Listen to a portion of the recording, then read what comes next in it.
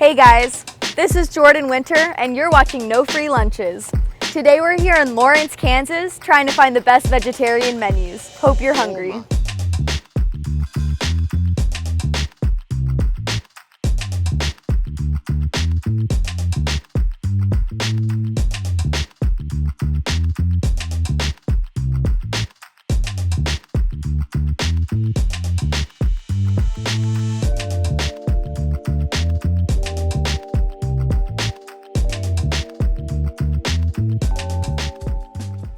I'm here at Culinaria, a cozy restaurant in East Lawrence.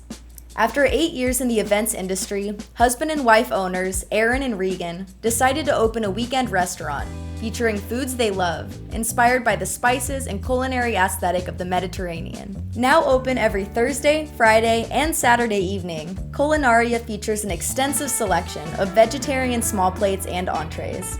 Join us on a taste trip through the Mediterranean. Hey Regan, how's it going? Hi, great. How are you, Jordan? Good, thanks for having us in today. Awesome. Do you want to head back to the kitchen and see what Aaron's cooking up? Yeah, let's do it. Excellent.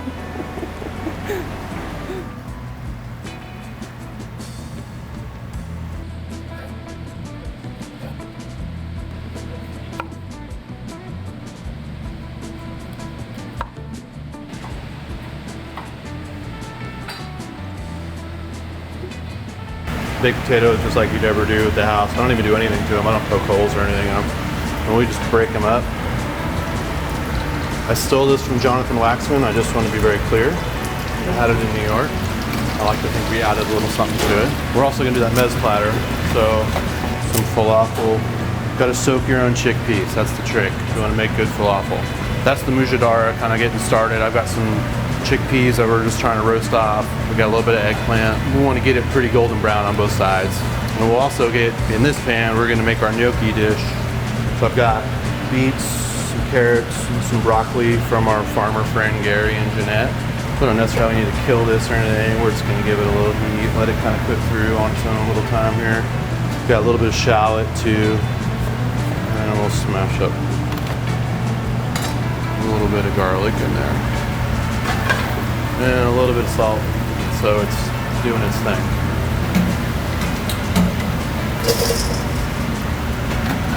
And we go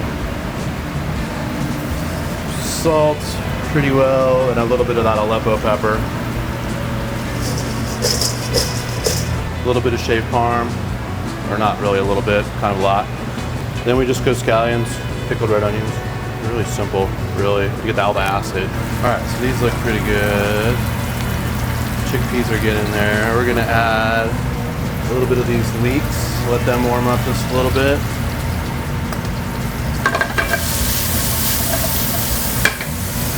And this is some Swiss chard that's just from the front of the kitchen.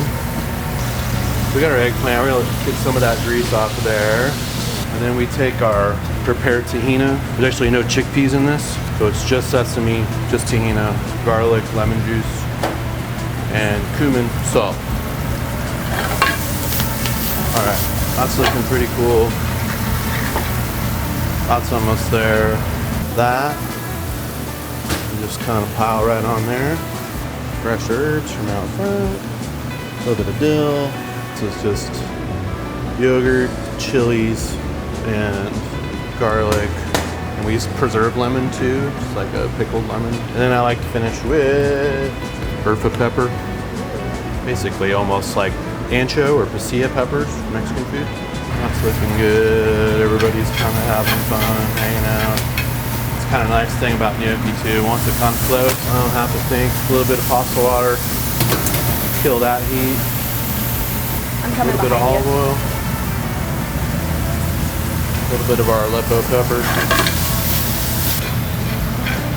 Oh yeah, my little secret, I forget about this one. You can't see what it is. I love this stuff. It's got annatto in it, which is like, annatto seeds are very, like if you made a sauce with it kind of stains, it turns real orange, so I just kind of dig the color. I bought it one time a long time ago, and every time I see it, I'm like, I'm putting that on stuff.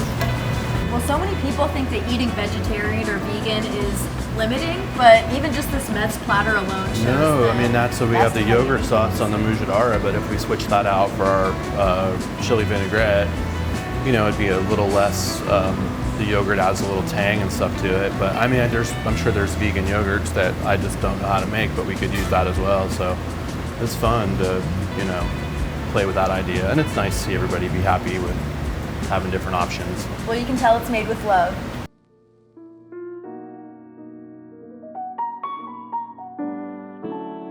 What made you guys want to actually open the physical location?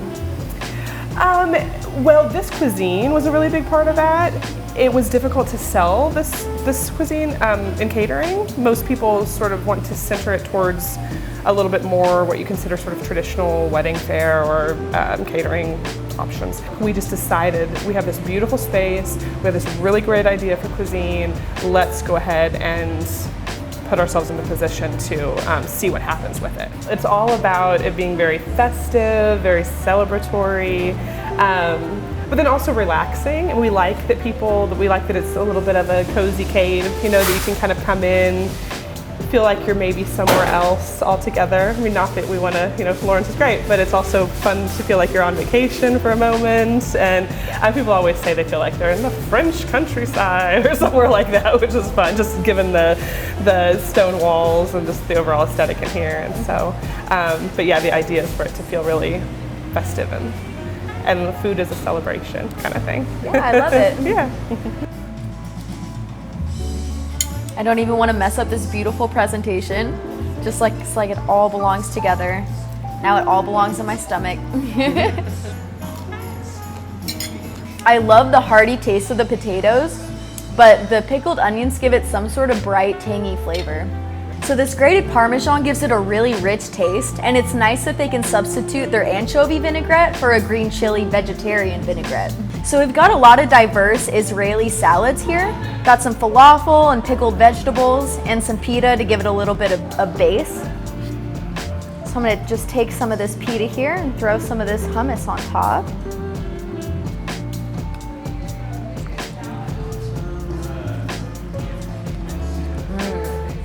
So many people are used to pickles just being cucumbers, but with a mix of carrots and cucumbers and other vegetables, they all have a perfect taste of saltiness.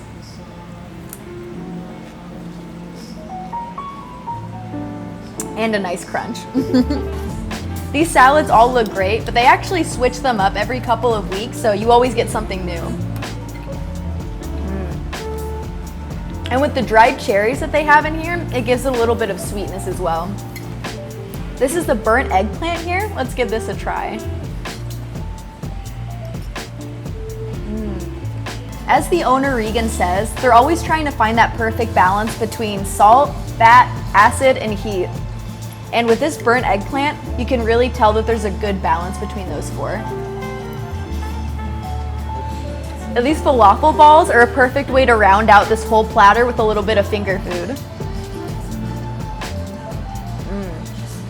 These are crispy on the outside, they got a little bit of chewiness on the inside, and they're hearty all the way through. Now here's the gnocchi dish with local spring vegetables. Let's see how it tastes. And that acidity and saltiness marry really well to make a very well-seasoned dish. Now what we have here is eggplant mujadara. It's got a beautiful presentation, and I'm sure it tastes even better than it looks.